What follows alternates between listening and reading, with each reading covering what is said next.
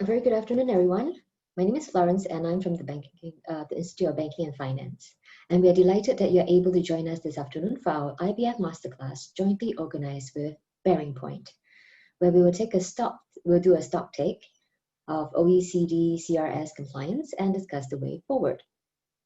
Ronald Frey, board member of BearingPoint RegTech, will first provide a quick overview of the CRS journey thus far and touch on some of the future challenges for tax compliance. This will be followed by an update by Wang Xiangyu, Senior Business Consultant from BearingPoint, on key issues in CRS reporting in the region. We will then go into a panel discussion with subject matter experts from various parts of the industry ecosystem. Before I invite Ronald to share his insights, for those of you who may be unfamiliar with the IBF, allow me to do a very brief intro on the IBF and the resources we have to help professionals like yourself in the financial industry.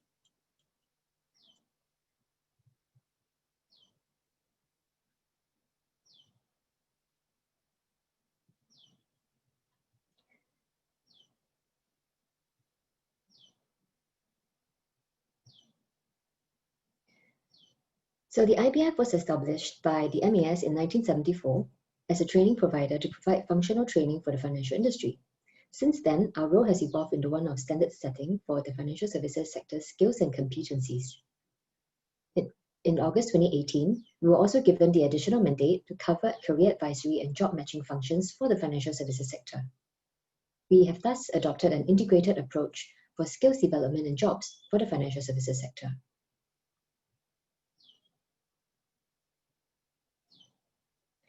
Here's a quick look at our services and how we support the industry across training, recruitment, and workforce transformation. You can find out more about these services on our website and connect with us.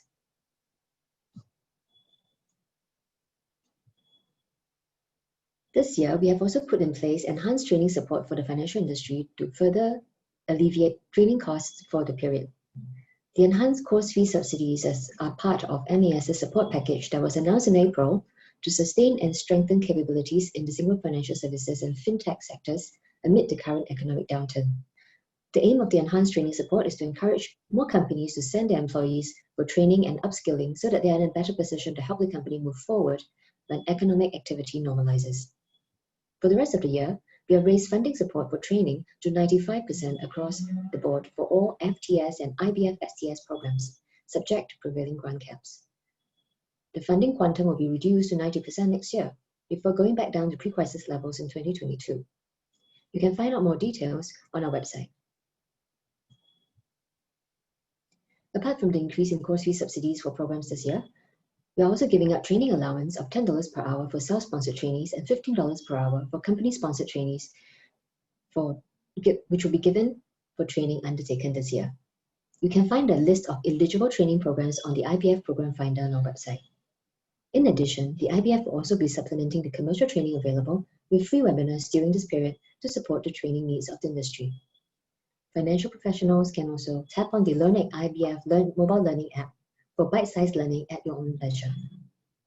All these complementary training are coded with non-core CPD hours. And now, without further ado, I'll hand the time over to Ronald, who will share more about this OECD CRS compliance.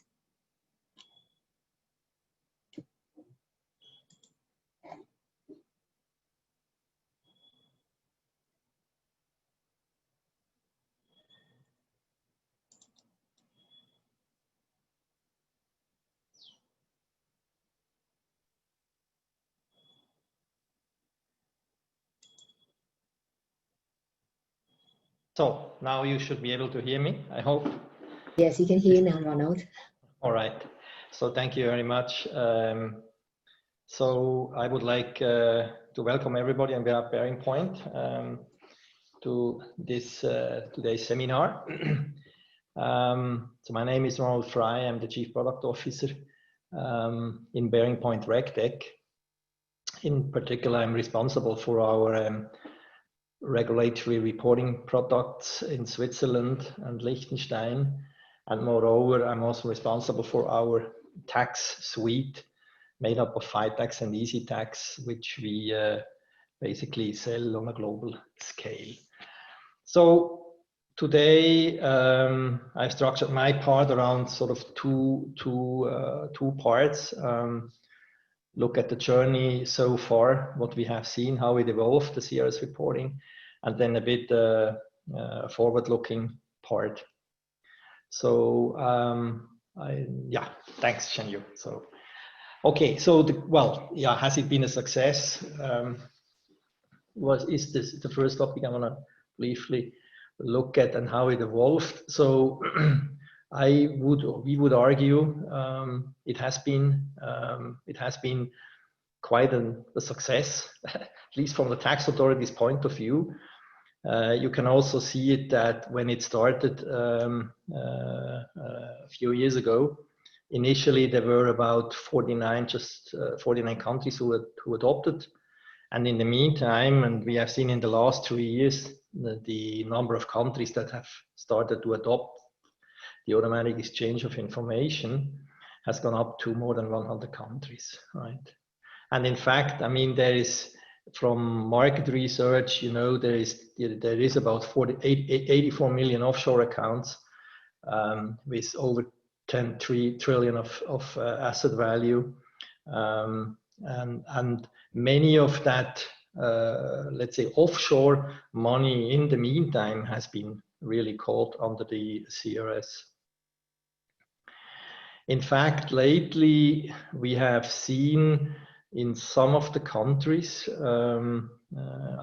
name it the United Kingdom and Australia, they have started to really look hard at the figures they get from the from the member countries of CRS on their local residents, and really compare then those figures that in the end they received under the automatic exchange of information, and compare that with the figures the local resident is filing, right? And I know we have been in touch with banks in Switzerland, where we have heard that it really posed also problems of their investment clients that were, and we had examples also from Greece, where the Greece authorities basically compared what the banks have filed as information on the assets the person has offshore with the actual figures they were filing. And of course there are differences. So it puts investors all sometimes in very difficult positions.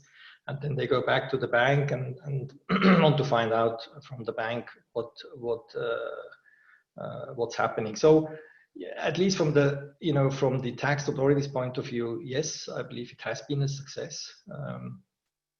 And what we have seen as another development in Asia, for instance, in Indonesia right now, is that, and in Europe there are several countries have started to do that, that given the local political pressure, not only to focus on foreign offshore wells, but also on more scrutiny on the local residents.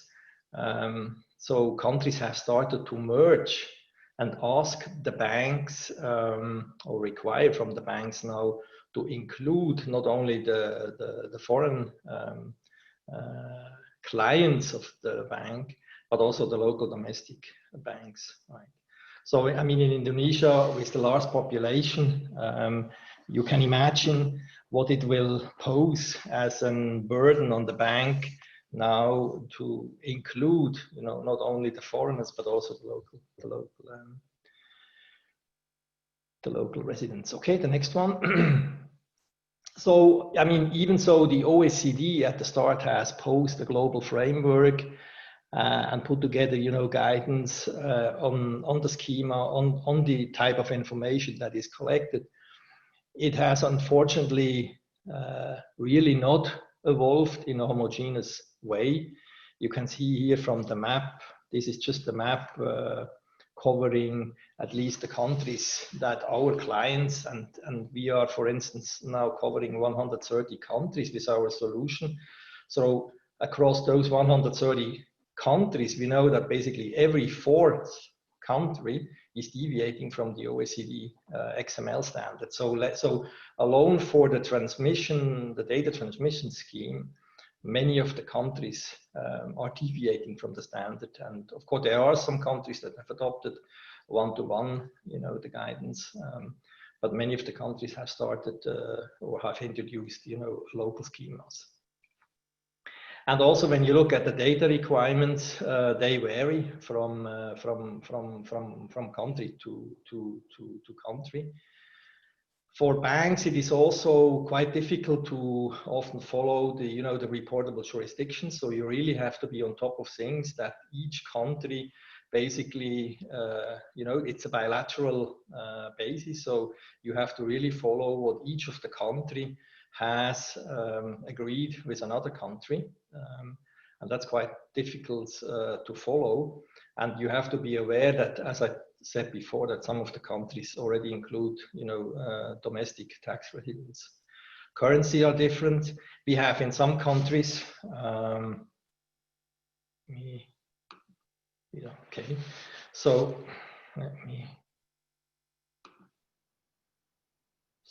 okay, now you should be able also to see me. Sorry for that. So in some countries have really adopted specific measures for the transmission of the data to encrypt, secure the data. So banks have to be aware that in some countries there are specific rules how you have to encrypt your data. What is also quite difficult for financial institutions is that some countries have limited the file, the amount of data you can transmit in one go. So what banks need to do is to break up the report files in multiple files to allow the transmission to the authorities. Also, what we have seen in some countries in Europe that make it a requirement that the data has to be transmitted basically from machine to machine, which makes it also a burden for the bank to test those transmission. So, unfortunately, it has not been adopted homogeneously, and that has put quite a burden on the bank to really be up to date, to follow. And it's particularly difficult for banks that have operations in multiple countries. Is it staying constant? No, unfortunately not. As you can see from my comment at the bottom, also again, from our experience of covering some 130 countries, we see that more or less every year, round about 1/3 of the countries make some changes, be it on the format for the reporting, be it on the content. So there is really, it's not staying constant, which again makes it difficult. And what also is sometimes quite challenging for the financial institutions is that the changes sometimes are really announced quite late in the year. So again, here from what we see on average, you have about 2 to 3 months time then to implement the changes. So it is coming quite late, and sometimes it's even very, very late. I've put the example of the ODFFI, which is not CRS, it's FATCA, but nevertheless, the IRAS in Singapore announced changes to the template for reporting more or less around mid of August, and the first reporting was already expected by the end of August. So it shows that you have to be quite agile in your processes to adapt to these constant changes, right? What also often brings a burden is that authorities often also inform, let's say, wrongly, of course not intentionally, but it has happened. So Canada was quite a good example. It changed completely the XML format for the transmission this year.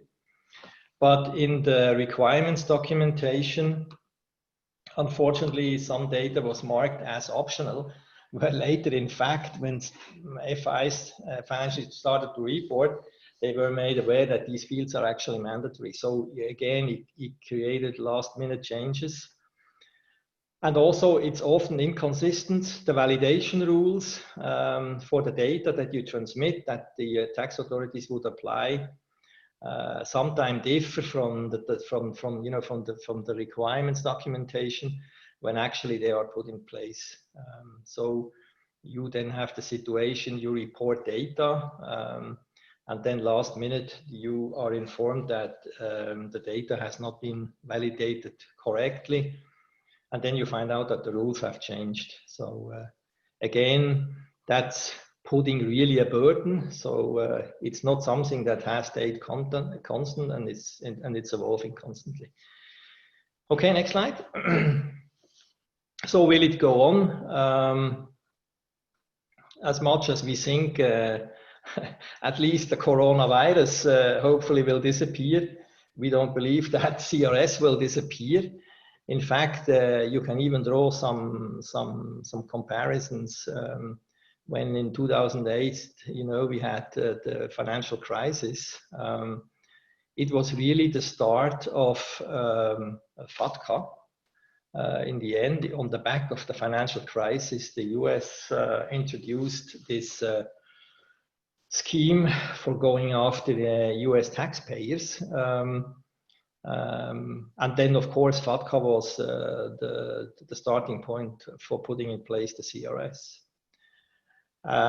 So that was kind of a crisis event that sparked it off.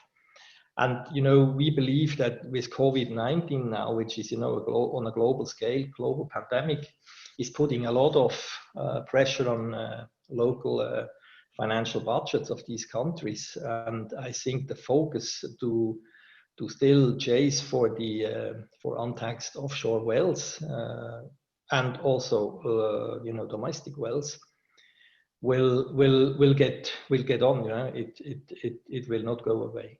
So that is our view. So unfortunately, this will not go away. So let's go on. So I will pick up now some key sort of considerations. So, let's look. I mean, Thailand is a good example. In not so long distance, Thai financial institutions will have to report. Thailand is a good example as it is adopting newly the CRS.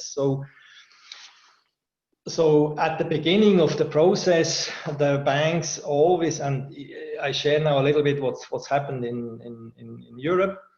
At the beginning, when you start, you have to ask, are we building this solution for reporting in-house, or are we buying something, right? I mean, there's benefits on both sides. There's also risks on both sides. So, of course, when you go for your own solution, it's also a question of size. If you are only operating in 1 or 2 countries, it is easier to build something on your own, and it can be quite tactical. You can also customize it to your needs. However, when you are going and you're in multiple countries and you have reporting requirements, I don't know, in 10 or more countries, a building solution is also posing risks, right? Because you need to build up the resources, and as you have seen, it is not homogeneously adopted. It is not evolving homogeneously. So you need to closely monitor the deviations all the time between the countries. You can do that, of course, in-house. You can buy this service, I'm sure, from Big Four companies as well. But in the end, it's quite often the case that you will have sort of hidden costs, right? Because you build an initial solution and then you have to constantly adapt it, and you may have not taken into consolidation that. So whereas if you go for a buy, you can buy something from the market, a standardized solution, which is ready to use. But of course, that also exposes you to certain risk. I mean, at the end, the software must be correct, right? The quality must be there. And Also the velocity of the vendor. So, I mean, as you have seen, there is late minute changes, there is constant changes. So you have to be sure that the vendor you buy the solution from is also capable of demonstrating that he has an organization to follow the changes. So what has we seen as a trend? Next slide. So in Europe, I would say, you know, the vast majority has gone for a buy solution. The sourcing model, that's the next question, right? You can look at, so do you outsource this process completely? Do you keep it in-house? You go for a SaaS, so a solution, which is a bit of a hybrid. And again, there's merits to all of them, but there's risks also to all of them. For outsourcing, of course, it has to be at the core of the bank to outsource such, let's say, support processes. Usually those banks we have seen that outsource it have a clear outsourcing strategy. So it's not, they have not just for the sake of CRS or FATCA reporting started an outsourcing in the organization. They, you know, outsourcing was already at the core of their strategy. But of course, what we also have seen is the constraint you have on sensitive data, right? Or cross-border regulations. And again, you are dependent from the provider. And again, there is a risk that the provider may not be that agile and may be able to follow all the changes and bring you the reports at the right time. In-house, again, in-house is, you know, you can tailor the solution to your needs. And again, it's a question of size. You know, let's say the larger you are, you have to make sure that you have the right organizational setup. I'll touch upon in another slide in a minute on it. You have, of course, the control over the data, which is a clear benefit. But again, you do it in-house, you also need the expertise and you need to, again, monitor the rules, right? The vendor SaaS, this is something that has emerged sort of newly, that basically you have the solution, you know, in a very scalable and easy way set up in a cloud, and you operate it however yourself, right? So that's, but still you have the fact that the data is can leave the country. It depends on the cloud provider that you have. But again, if you are in multiple jurisdictions, it might be also difficult. And at the end, it's also an integration with other software. So again, what we have seen here is really in Europe, the vast majority is doing it in-house. And increasingly SaaS solutions are looked at.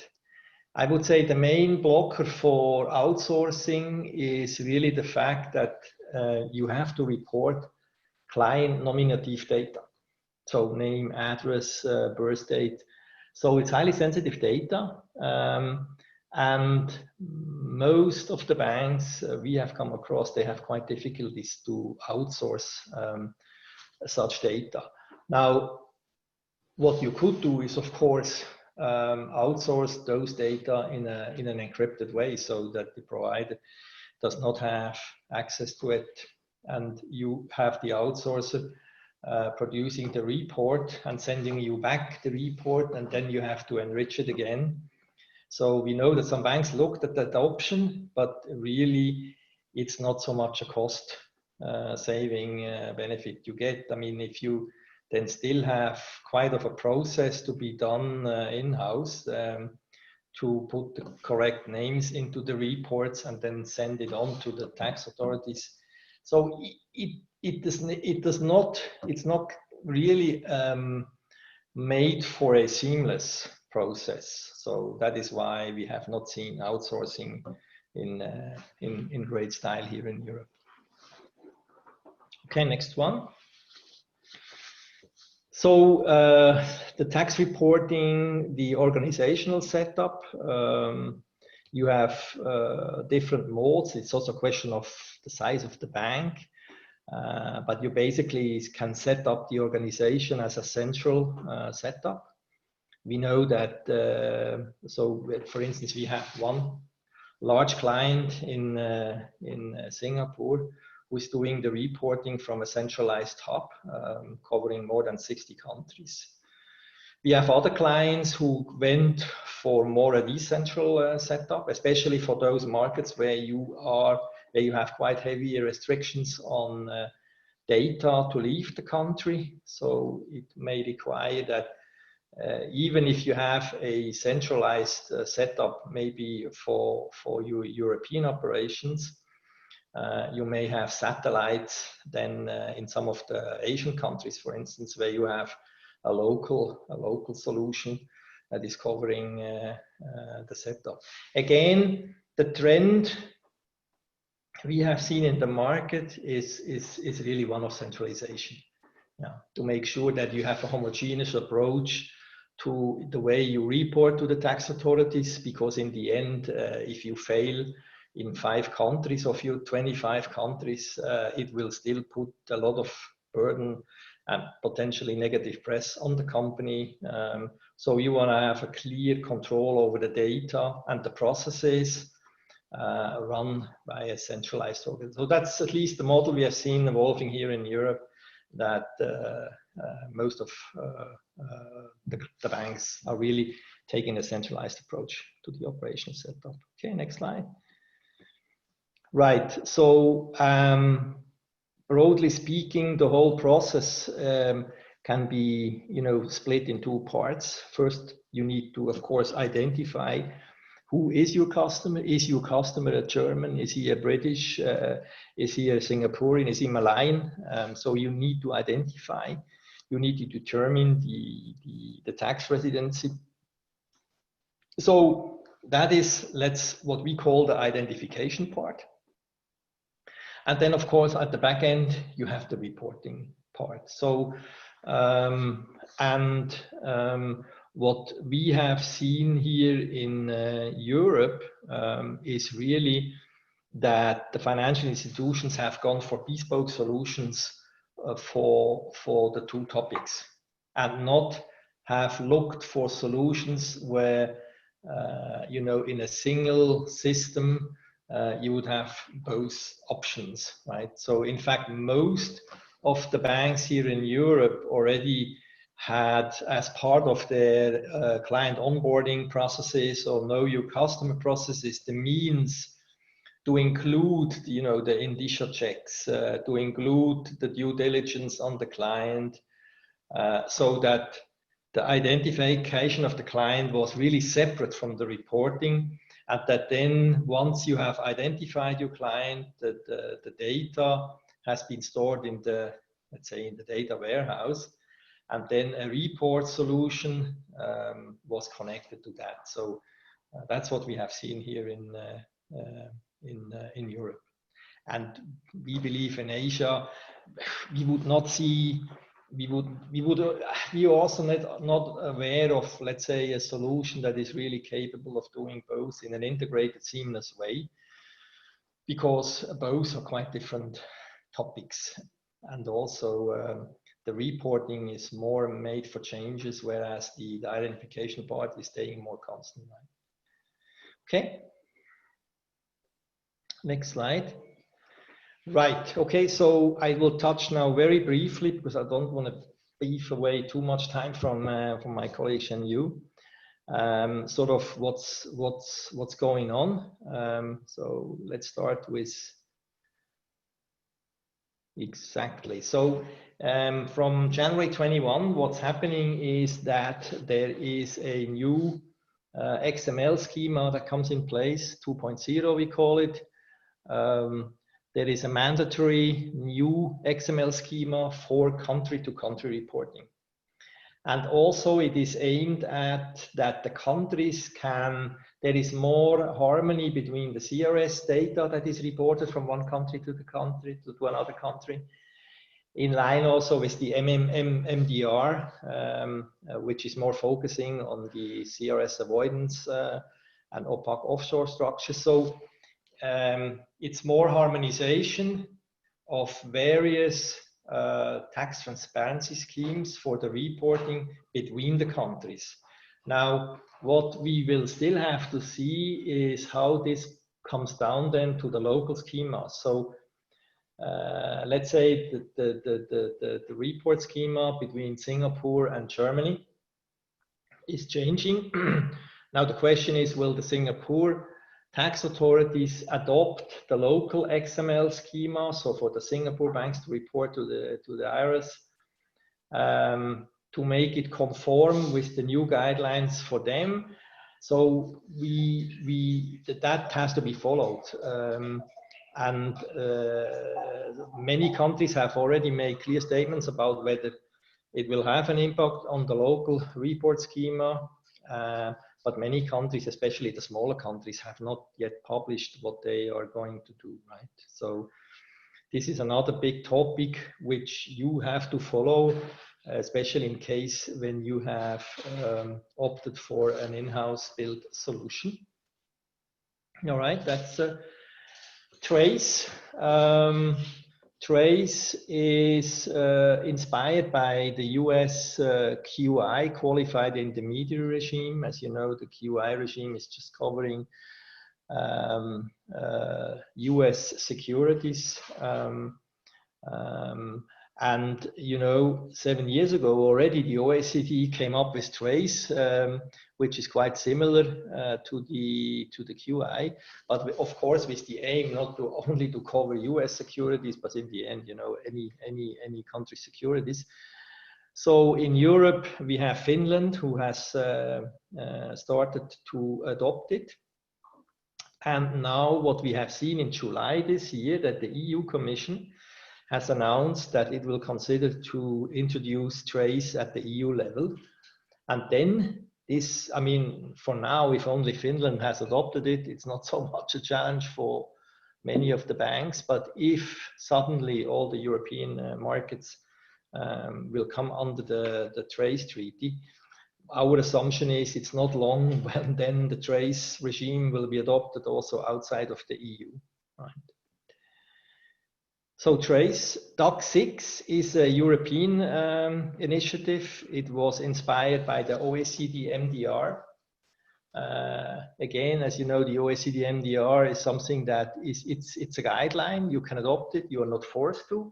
And in Europe, they took the chance to introduce a new report scheme for covering, let's say, whereas the MDR from OECD is focusing on CRS avoidance, so financial structures, investments, transactions made up to avoid CRS. The DAC 6 has gone further. So in Europe, we have gone further to cover also other aspects and not only CRS avoidance. And it is in the process of being introduced now. And it's just a further you know, sign that it will go on. What lately has been published by the EU is also DAC 7 and DAC 8. So DAC 8, let me start with DAC 8. It's of course, as you know, with the advance of crypto assets and e-money, Bitcoin and so on.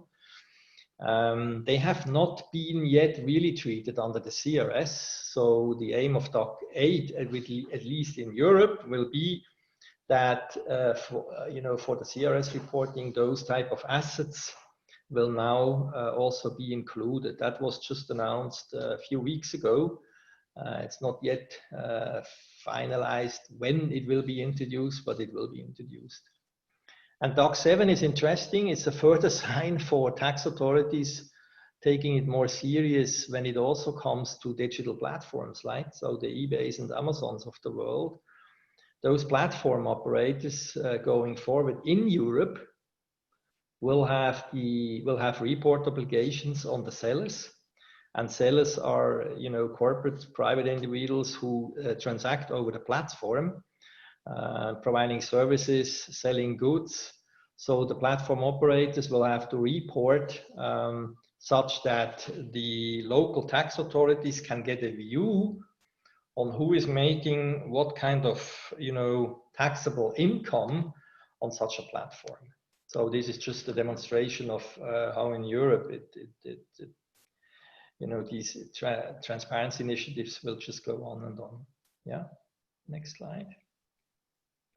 Now this is another topic, and it has not directly to do with CRS, but as you can see here, what we want to depict is, on the one hand, we had these OECD initiatives, CRS, FATCA, and in many countries, the question was, well, okay, if now going forward, the money is taxed, what about the past, right?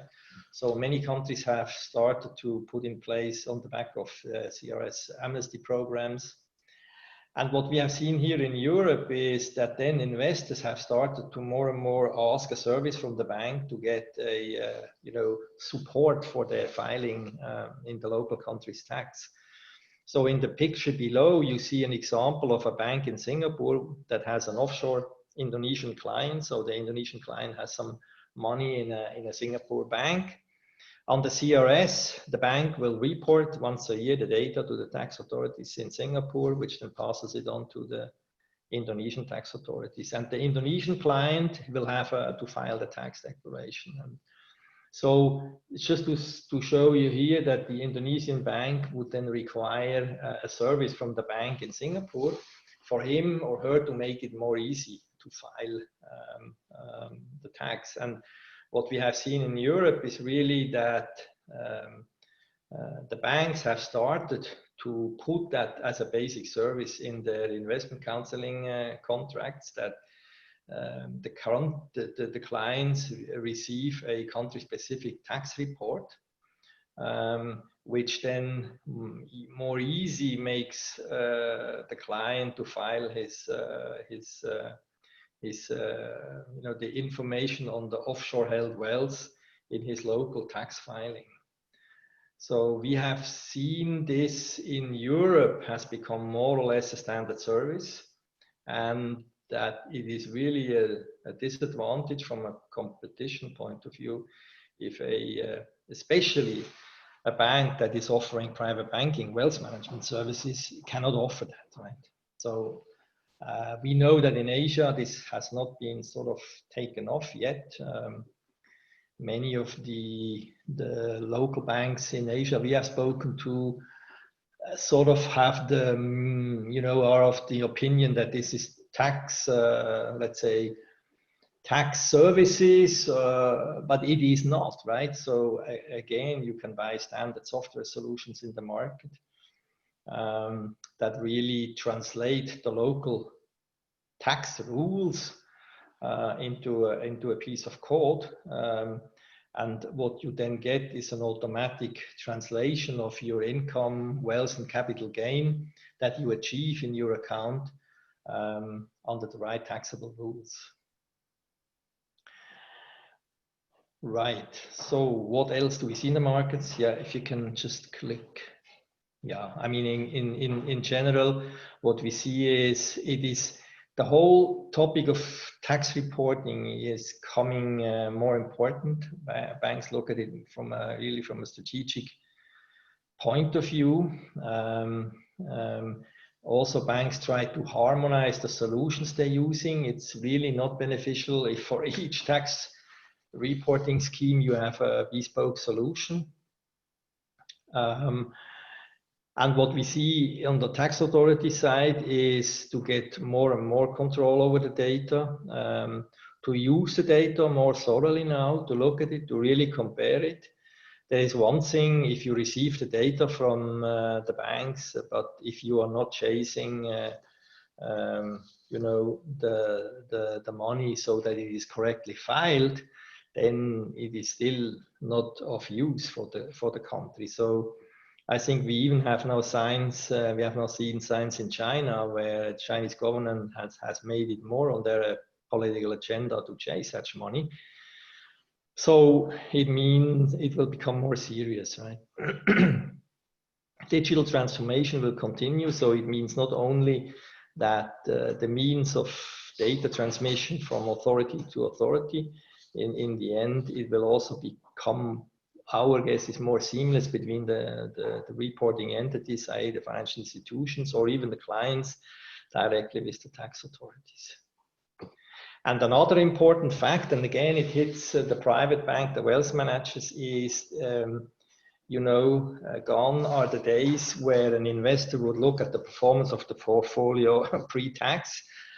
Since it is taxed now, what is more important is now the post-tax performance. So, and also the question, what tax impact will a transaction create? So, at least this is emerging now in Europe. It's still in its infancy, but let's say some of the top private banking institutions we are talking to are starting to consider more and more to provide these simulation services to clients, right? And it's not to give tax advice, it is just to lay open the facts, right? So if you trade this transaction in your portfolio, if you sell these shares, what is the taxable base you get, right? Or can you benefit from previous losses on transactions? So it's not tax advice, it's just showing the pure fact of a transaction, and also to show the client the performance of the portfolio, you know, after tax. So I guess that was my part. So I hope I was able to shed some light on what's going on, especially in Europe.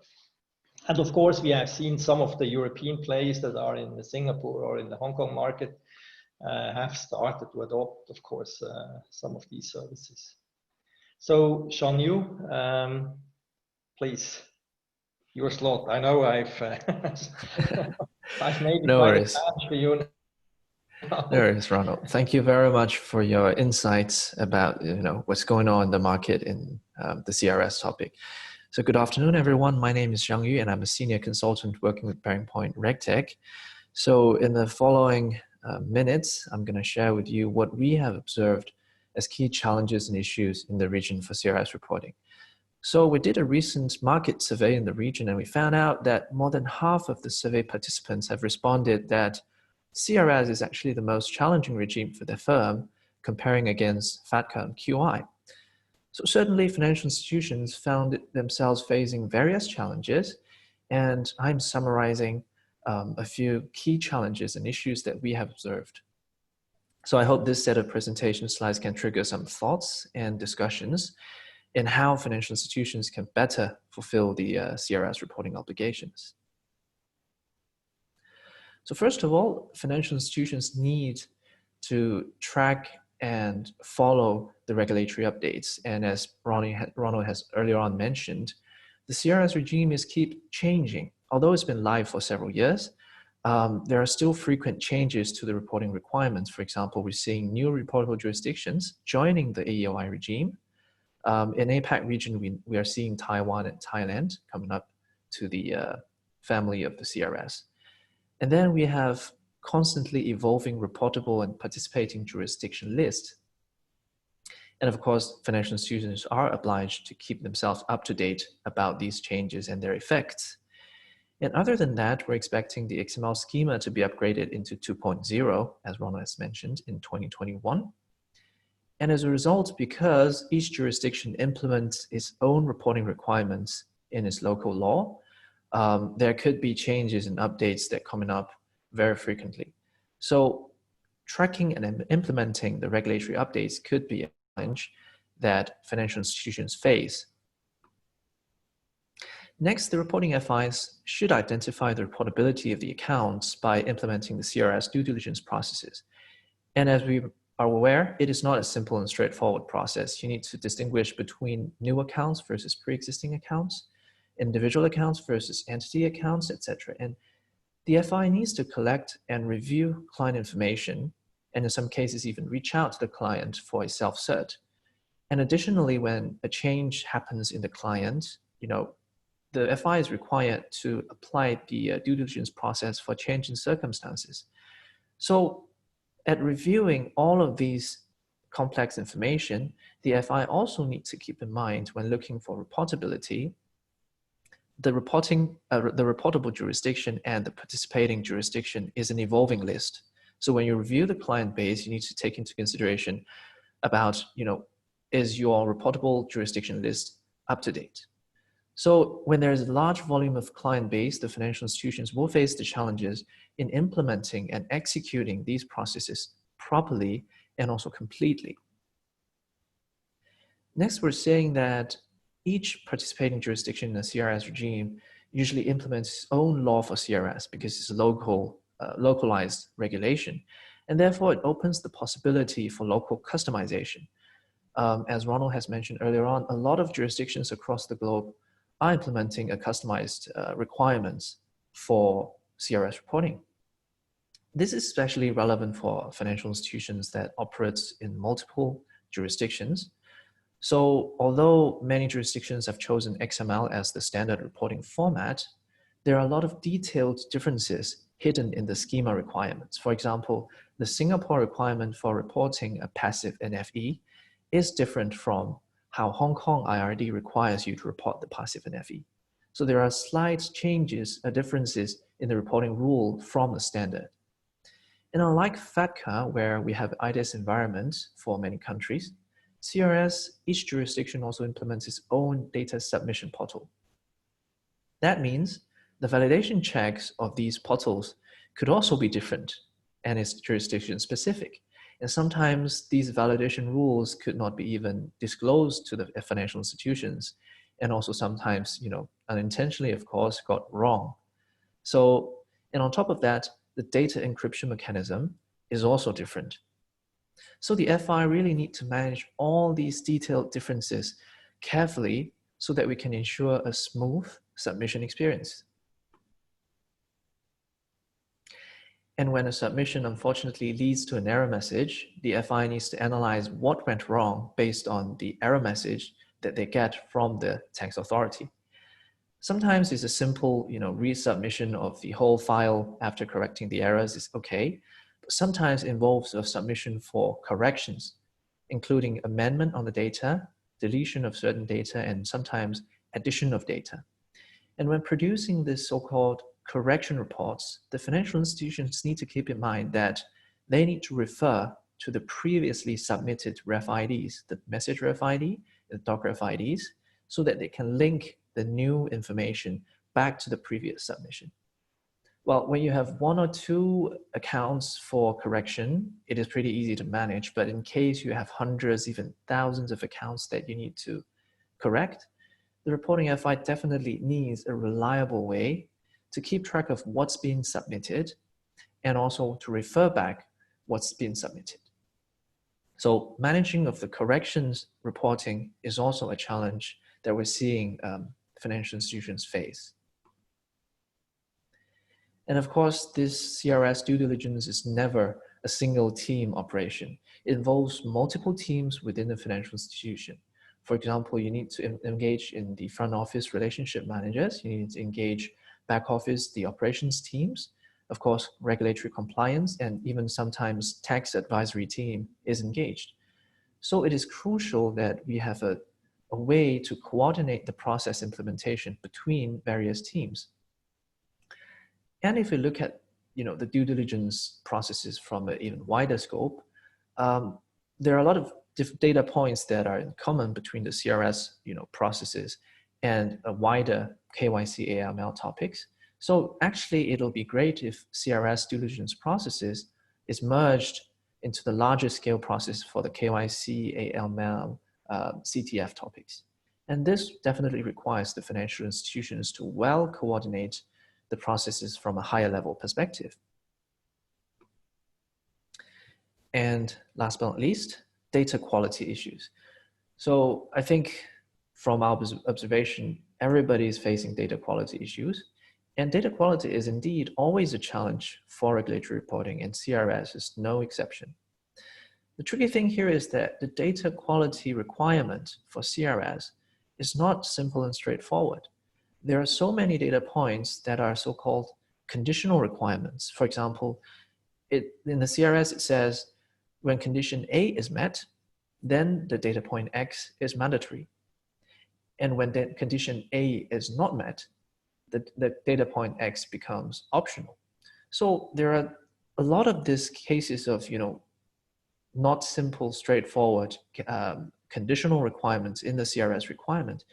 And therefore, the financial institutions must have a strong business rule engine in place to implement the data quality checks in your CRS reporting processes, so that we can detect any data quality issues early up in the process, instead of in the end, after submitting an XML file into the regulatory submission portal, and found it fails the validation, got rejected, and we have to redo this again with very short time frame.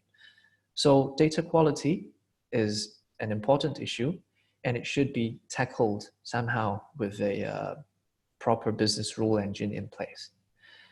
So I think the above are the challenges that we have observed in the region for the CRS reporting.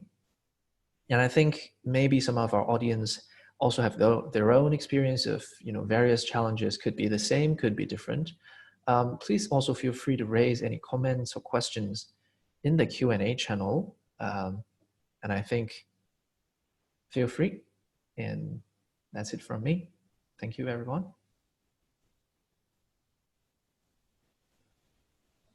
Thank you very much, Xiangyu. We will now have a insightful panel discussion.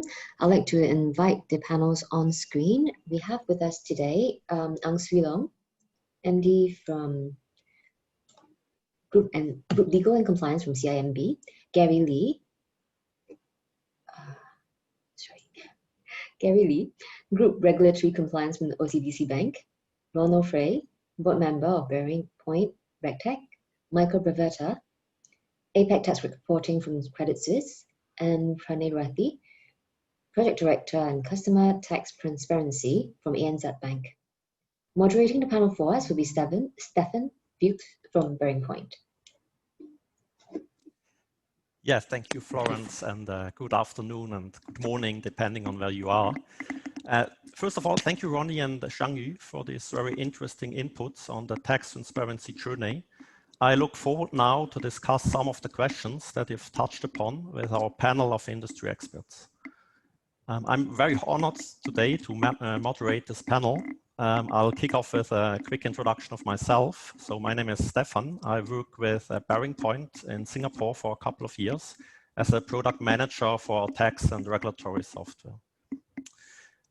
So to kick off, I'd like to ask each of the panelists to introduce themselves, please. So could you please describe how you're involved in tax reporting and tax transparency? Let's start with William, please. Okay, thank you to IBF and BearingPoint for having me. I am the Managing Director in Group Legal and Compliance. Legal and Compliance in Malaysia includes both the due diligence element of CRS as well as the regulatory reporting to LHDN, which is the tax authority in Malaysia. Thank you, Swee Leong. Gary, would you like to continue?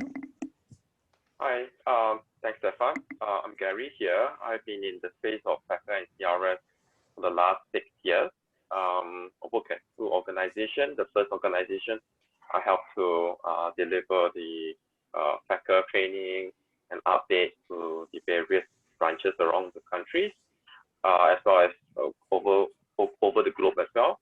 Also conducted reviews of their implementation to streamline the process a bit more. In our current organization, I'm currently the FATCA and CRS advisor. So I advise to the business unit on regulatory concerns and how to do reporting. And these are currently my roles right now. Thank you, Gary. Mike?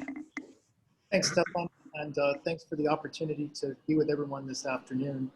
My name is Mike Bravetta. I'm currently the head of APAC tax reporting at Credit Suisse, where we look after FATCA and AEI reporting, among other things, for the Asia Pacific region.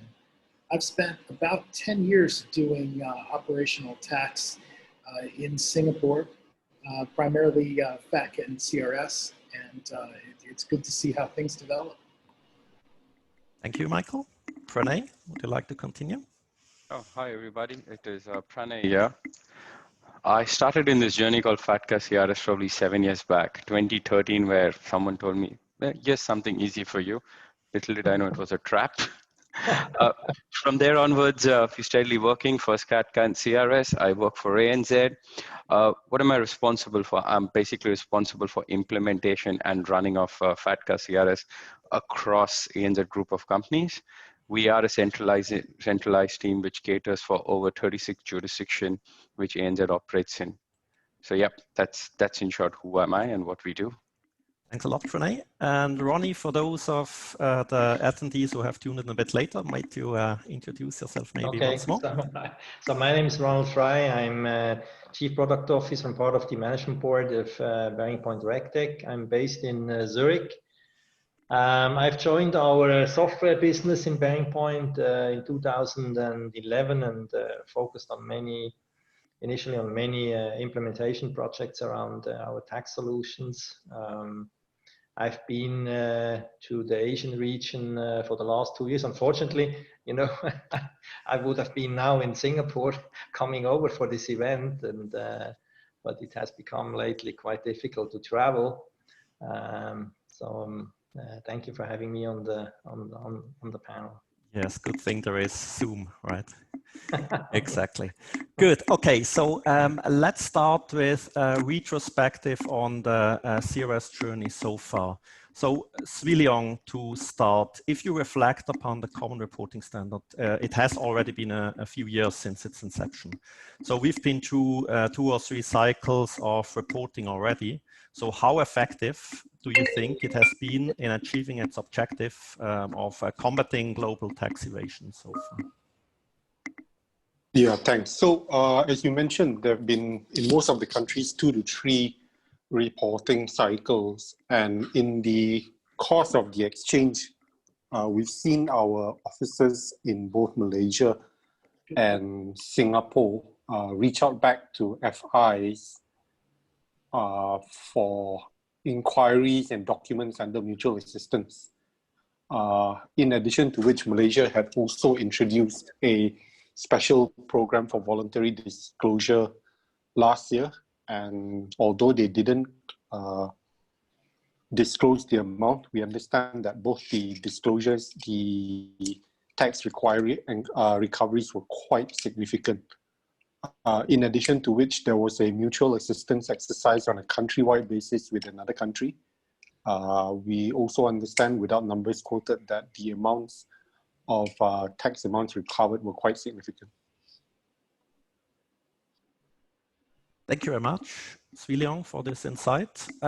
Gary, how has the CRS changed expectations of your clients? Do they ask more questions today regarding tax matters to your RMs or tax teams today? Yeah, so in the early years of the FATCA implementation in 2016, 2017, there are a lot more interest shown by our clients in understanding what is this regime about, how do we get impacted and things like that, and what's the commitment that the bank is submitting to IRA in Singapore, right? Currently, we're kind of having like a decline of their queries so far, but I guess it's largely because the regime is a bit more mature at the state right now. There's a lot more information available for them to read on by themselves, and I think thirdly, it's probably that financial services firms have so-called developed their tax advisory service to better cater to such needs of the customers as well. So all in all, I think we have less as well, fewer queries regarding FATCA and CRS at the moment. All right, interesting. Thank you very much. So Mike, Credit Suisse clientele are high net worth private banking clients. So how demanding are they regarding CRS data reported on them? I think what we tend to see is that as clients better understand how CRS works and what is being reported from a CRS perspective, they become more interested in getting a full picture of what is being reported about their accounts, what's being reported about their positions. So I think that's the way this is evolving over time, and I think we're starting to see more and more of that understanding and sophistication, which is in turn driving the sorts of requests that we see. And I suspect over time, that's going to drive how the industry responds in terms of expectations about client reporting. Mm-hmm. Thank you very much. Pranay, today, would you say every cross-border client is declaring their account in their home country, or what might still hold them back from doing so? Yeah, look, I have no stats to say whether they do or not, but I would broadly break customers into two parts here. One who willfully choose not to disclose it, and the others who say, I don't know what you're asking, this is too difficult, so I'll be lazy and just click the easiest button and move on. Right?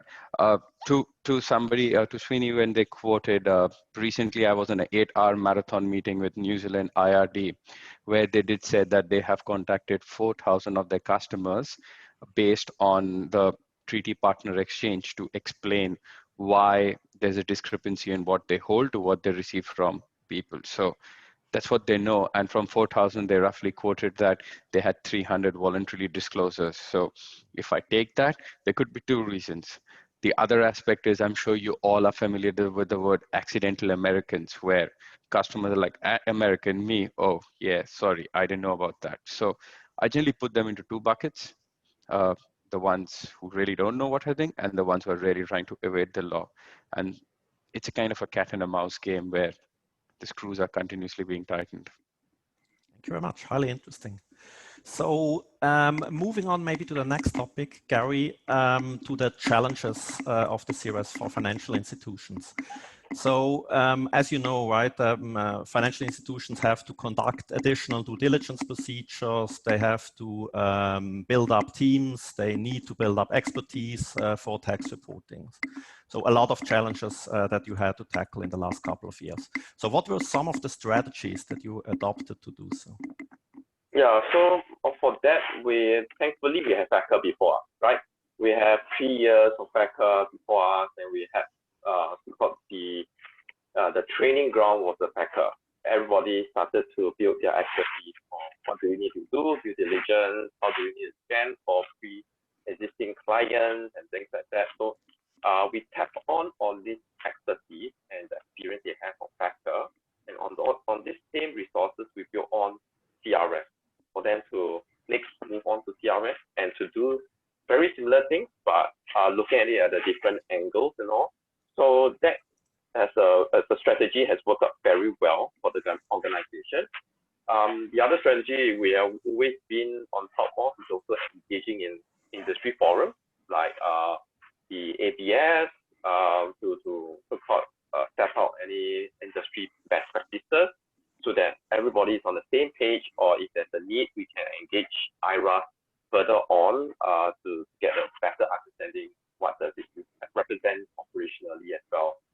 And I guess the third and the last strategy I would put forth is more relying on technology solutions to so-called streamline the onboarding process and the reporting process, because there is a lot more data reportable compared to FACA, right?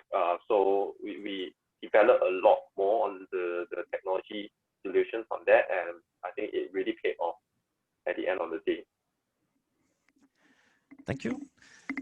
Gary, so Swee Leong, maybe handing over the question to you. How does this resonate with you, what Gary just shared with us? Did you use the same strategies with your organization, or where did you maybe use a different approach?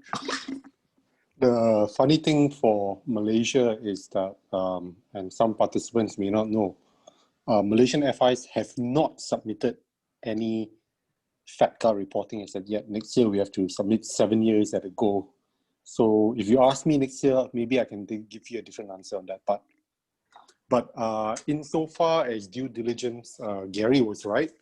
It was a good learning ground. And we continue to build the skill sets on that basis. For participants in other countries, we find that the wider approach works best, because then the number of countries where you don't request for the upfront declarations become less. the back-end part that your colleague mentioned about monitoring the risks and refining the reportable countries then becomes an internal operation problem rather than having to worry about facing the customers as well as processing the documents and information for reporting later. Okay, thank you very much, Sri Leong. Ronnie, you are in contact with many banks who represent, shall we say, the European perspective or the European experience of the CRS journey. So you already shared a bit about the strategies earlier in your presentation, but if you compare that to what colleagues from APAC just explained, how would you compare the experience of Europe with that in Asia? So, you know, what really makes jumping the tax operations people and what makes it difficult is, you know, to follow all these changes, right? And the data quality. So that is really something where many of the banks we have seen who really have started, I would say already when FATCA came, to clean up the database, right? Because they realized, you know, when you have the bad quality and then coupled with the fact that changes are coming late, that makes it really difficult, right? And, you know, especially also here in Switzerland, where, you know, the US in the past often has put a lot of pressure on financial institutions. They are still really nervous. And as lately we have seen on the FATCA, when you can do group reporting, pooled reporting, but yet the Swiss have agreed with the US tax authorities that you can break up and get individual information. So, you know, we saw a lot of nervousness to be ready for you know, to lay open or to report data on an individual basis rather than on a group and pool the data. So they put a lot of focus on data quality, but still, you know, late testing. So sometimes they start, our clients also start testing quite late, and then obviously it's the last minute fixing of errors. So it has not been entirely a smooth process, right? And when we look at the qualified intermediary regime, it took a few years, and, you know, now it's a fully standardized process. But FATCA, for some banks, FATCA is also not so an issue of large quantities, but a lot of banks are still dealing with, you know, all the differences in the CRS reporting, and which makes it difficult to get the real control over the data, right? So that is what we have seen lately. All right, thank you very much, Ronnie. Moving on to another obvious discussion topic. So these days, of course, the COVID-19 crisis is on top of everyone's mind. So the question here would be, how has it actually interfered with your day-to-day operations so far? So Pranay, what would you say in the longer term? Are there any changes in your ways of working that you will keep even after the crisis is over? True, you started with, has it interfered with the ways of working? I would probably say it's messed up with our ways of working completely, for good or for better. Yes, I must say COVID has accelerated a lot of things which we probably didn't think of. If you talk about influence of flexible working, working from home, I can see how we started this journey, especially where I come from in Victoria, Australia. We are sitting still in the 12th week of a hard lockdown, where we're not allowed to leave our houses for more than 4 kilometers radius. That's a big deal. I can see how we have slowly evolved from talking about productivity dips, talking about how will collaboration work, to say this is good and we would like to continue this in the future. I see, especially in me and my team, we would like to start launching not a concept from work from home, but start talking about a work from work day, which is this day. We're going to come to work. We're going to make our contracts. We're going to have a social and professional collaboration. And after that, you can evaporate and work wherever you want to work from. I myself, when I started, I was so, I would say, vulnerable, like I'm losing control, I can't collaborate, and I'm much comfortable. Okay, that's where I see where we are heading towards. That's good to hear. Thank you very much. So, Mike, if you compare these observations of Pranay with your own in your organization, how would you position yourself or your organization in the journey to a new normal after COVID-19? I think my sense is very much like Pranay's. I think the new normal will involve learning how to make time to be in the office and to make connections with team members and to be able to be to make best use of the time when you can actually be face-to-face in the same room, and at other times maximize efficiency when working remotely. So I think my sense is it's going to be very much along those lines. Thank you. Okay. I mean, you know, Stefan, let's say BearingPoint as a software vendor, and it also imposed challenges. And in fact, also BearingPoint in the springtime, within 1 week, we had more or less like 4,000 or 4,500 people sent home and work from home. And it's amazing, you know, how we found out that, you know, everything works as it has worked before, right? But it is a challenge. It is a challenge for, let's say, in particular, our software developers, who of course benefit from, you know, being in the same room, you know, and face to face, and be quick on, you know, talking about issues and fixing it and so on. So, but, you know, as it has evolved, even this is now working. And sometimes on certain projects, we have developers that sit in 4 or 5 different countries and work from home, and it works. So, right, it's a question of how agile you have already been as an organization. And then, so for those that were already pretty agile, then it is probably less of a problem. And of course, you need a technological. I mean, one of the first things we needed to check is everybody at home have enough bandwidth, you know, to access our development environment, you know, to download snippets of code and so on. So, but you know, we had that's of course also for the financial institutions important to know that the vendor is able to adapt those processes. Right? Absolutely, absolutely. So, Svilion, if we look at today's situation, can we say that banks have mastered the challenge posed by the CRS, FATCA? Are there still any blind spots and hidden challenges that you would see? I wish you could say that we mastered it. A couple of comments. Number one, ASEAN in particular, a lot of countries have border and foreign exchange restrictions. So the experience of some frontliners in dealing with foreigners is not completely there yet. To the earlier comment about COVID, that makes it tough. You are not face-to-face. Some people are working from home and cannot provide the level of advisory support.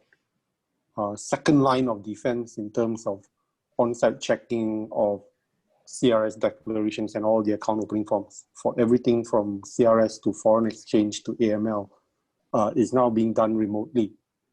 So one solution from this may be that more digitization.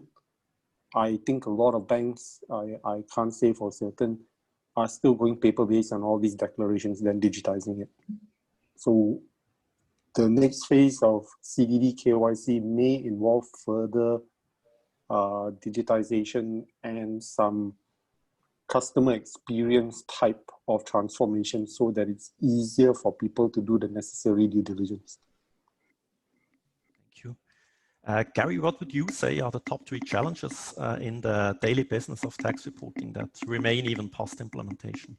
Yeah, I think the first point is echoed by your colleagues Ronald and Xiangye a lot of times as well. It's all about data quality, right? So that's still the challenge with our data, particularly to echo Swee Leong's point, how the forms are still coming in paper forms, and where we still have to manually type it into the system, that's always affecting the syndrome.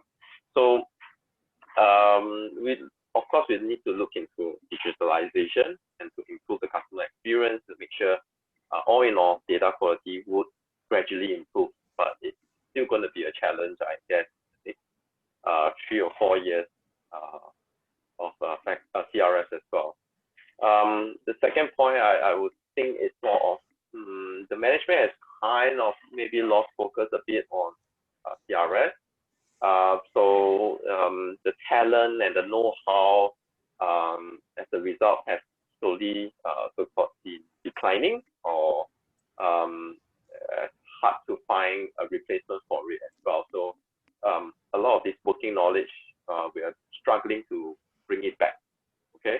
The third challenge I feel is like new products, as mentioned by Ronald as well. There's also looking into crypto.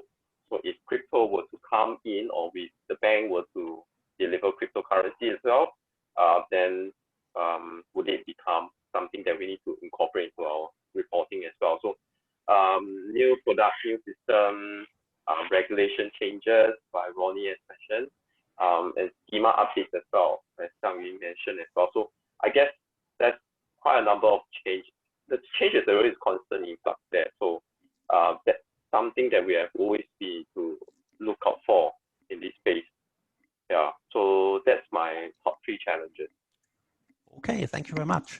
So in the last 10 to 15 minutes that we have, I'd like to do a bit of an outlook on what is upcoming in the future.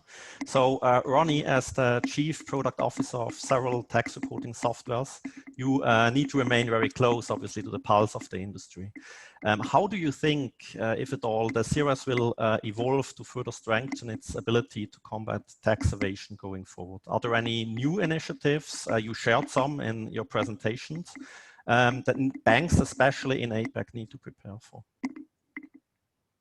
Well, you know, as I touched on a number of initiatives which you know, will sort of kick off here in Europe, and I'm sure it's a question of time whether, you know, they swap over the ocean and go to other continents, right? So you have to be prepared for, you know, further tax schemes or tax reporting schemes coming. So then you have to take it quite holistic, the way you set up your technology, the way you tackle the reporting. I mean, it cannot be that for every tax transparency initiative you kick off a new project, right? So and have a different bespoke solution. So you have to put these tax reporting topic at the heart of your you know, also technology, functional architecture, the way you want to set up the data and so on. So that's one topic.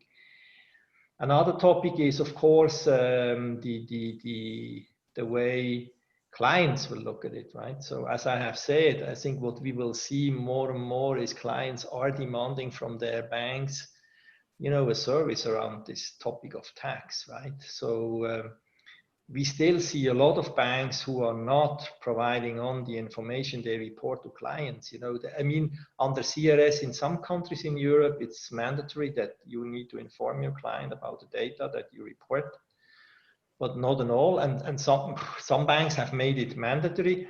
And I've seen a question coming through from Sean, one of the participants here. And the answer is quite easy. If you're not sure whether your client is a German or a French, you know, what I know some banks have done is before they send the information to the tax authorities, they've actually informed the client, you know, so they, out of their system, they created a report for the client to tell him, look, this is the data we are going to report to the Swiss tax authorities. And then that's the final check for your client to throw in, hey, hang on, I'm not German. I mean, maybe you have a wrong mobile number on your system. I'm actually French. So some banks have just used the reporting of the data to the client before they pass it on to the tax authorities as a last backstop to avoid big hassles of clients who really get then compromised in front of tax authorities, right? So it's as easy as that. So yeah, but again, you know what, I have been in Singapore for the last 2 years and spoken to many banks, and as I said, we know that some of the European banks you know, are providing client tax reporting services to the clients, because, you know, also by the fact that they provide this service in Europe, they have started to provide it out of Singapore. But many other banks have not seen the necessity yet. Maybe the demand is not there, but I'm sure it will come as soon as you know, the offshore wealth is reported and filed for tax. You want to be sure that you manage your portfolio in a tax efficient way, right? And of course, you have, you know, as a wealthy client, you can have your private tax advisor, but there is, out of the data that sits with the bank, you can do a lot with as a bank to provide already some basic information to your client, how to better deal with the tax burden. So that's what I would say. All right, thanks a lot, Ronnie. Mike, you work for an international bank that is active in all of the continents. So initiatives like TRACE, MDR, DAX6, I'm sure that's somehow on your agenda. But would you say that at the moment, banks in general in Asia Pacific are well aware of these initiatives? I think that banks in Asia Pacific are aware of these initiatives. I don't necessarily think that enough consideration is being given overall to exactly how they will deal with them. I think perhaps it's a bit remote at this point, but I do think it's worth bearing it in mind and thinking about, for example, how MDR will affect Asian financial institutions and how you would have to comply with that. So it certainly should be it's certainly on my radar, and I think it should be on people's radars more broadly. Thank you very much. Swee Leong, speaking of these new initiatives, do you see any other regional tax transparency initiatives, be they domestic or worldwide, coming up on the horizon in Malaysia or elsewhere in Asia? We are a very ASEAN-focused bank, and in the immediate term, we are watching the MDR equivalent regime in Indonesia with interest. I also believe, and a lot of banks, not just in Malaysia, will believe that voluntary disclosure programs will continue quite actively. Maybe not during this year, but once COVID settles a bit more, you know, jokes aside, the governments will need revenue and funds to fund the recovery and the development. Right, thank you. Pranay, the Australian perspective, maybe also what is your organization doing to stay on top of the latest tax transparency developments? So a bit about, again, where we sit is me and my team sits under finance, under tax. And my area is customer tax transparency, which is more on indirect tax. And if you talk about TRACE, MDR, and so forth, and maybe GDPR, it's very European focused, which the international branch of ANZ deals with. And from where I see things, we are either looking at things which impact globally or impacts more of Australia and New Zealand. Okay, thank you. One last topic to discuss today before we come to the final question. This is technology. So, Gary, how do you expect banks to handle tax reporting obligations in 5 years' time from now? Will it be in the cloud with managed service, or do you think that key tax capabilities should remain with the bank and dedicated teams? I believe those questions will depend on some considerations. A number of it is organization what is the bank strategy? For example, are we looking to go full on cloud and managed services? How do we go about that, right? In terms of technology risk, how do we manage the cyber informational risk of hosting it on the cloud or managed services? Regulatory-wise, I think it was mentioned earlier, can the data information be actually held outside the country? For example, Indonesia, right? They don't quite have that flexibility there. So it's a regulatory concern as well. There's also concern about cost, whether which method is more sustainable in the long run. Any other issues that you may think of as well, BCC options? Is there any upside in engaging this managed services? Maybe regulatory update, maybe regulatory knowledge, and so-called free information or free training to our staff. So all this comes in the package, whether you need to consider going into the cloud or managed services. At the meantime, I think for organization, it's probably not going to that direction yet. But I mean, the things may change, right? So I mean, especially this COVID situation, maybe we would like to go into more streamlining of costs here and go for managed services. So I'm not sure right now where we're going to go to. Right. Okay. Fair. Thank you for your insight and outlook on this question.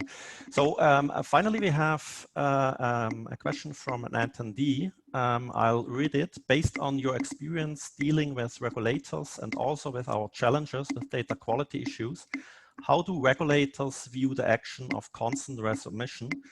Is there another way to handle it? I invite your views on that. Pranay, maybe you have an opinion on this question. Data is, let's talk about me and where I see things from. So if I give a background of ANZ, we've got a lot of legacy system, lot of acquisitions. So data continues to be a challenge. The modus operandi we adopt with regulators is to be having a very honest and transparent discussion and dialogue. So far in certain instances and my constant dealings with Singapore regulators, Australia and New Zealand regulators, they've been open to discussions on data, especially when we talk about pre-existing customers, where there is no impetus for a customer to reply back. Recently, we have also submitted an industry paper to IRS talking about the TINs, and it's a response to the new regulation like next year 4th, you must report a customer with a valid TIN.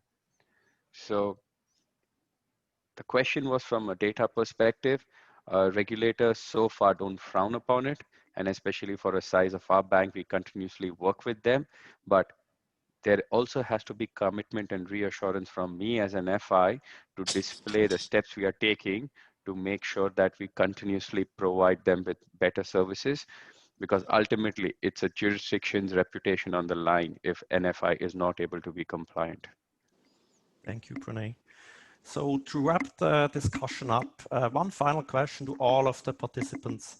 What is the one thing that every financial institution must do today to make itself ready for the next big tax transparency initiative? Swee Leong, would you like to kick off? It's going to sound like deja vu, but better data, especially at the point of capture. That's clear. Thank you very much. Gary, what's your opinion? I would say data as well and digital infrastructure to be enhanced on this. Yeah. Right. Thank you. What about you, Mike? Data. Sounds quite clear. It's an entirely valid point, making sure you've got good data quality. But I also think it's imperative that we make the best use of our data and understand what's there and how it can be used most effectively. Thank you, Mike. And Pranay, what is your view? DATA, I can't go wrong. All right. We have good data, which means we have good digital solutions. We have everything. Ronnie, one final remark. What is your opinion, maybe from the European perspective? I mean, it's pretty much the same. I mean, it is all around data and you know, harmonized processes in tax operations. You also need to make sure that, you know, you have a constant team in place that is able to, you know, to cover with the data challenges, right? I mean, that's particularly the challenge for some of the smaller banks, you know, I mean, smaller operations, where you also have, you know, people changing from one year to the other, and then dealing again with the same data issue. So, no, that's pretty much the Right. Thank you very much, Ronnie. right. We've reached the end of our session today. I'd like to thank you all very much for the insights you've shared. It has been a pleasure to discuss with you today. Now I would like to hand back to Florence from IBF, please. Thank you. Thank you very much, speakers, and thank you very much, Stefan. We have now come to the end of our session today. Please keep connected with us via our social media platforms, so connect with us via email. A couple of you have actually asked for the slides. We will clear that with the speakers before we circulate that to you with your certificates of attendance. So we hope to see you at our next webinar. Thank you again, and a big thank you to our speakers and to BearingPoint. Thank you very much. Thank you very much, everybody. Thank you, guys. Thank you. Have a nice day. Bye. Thank you. Bye. Bye.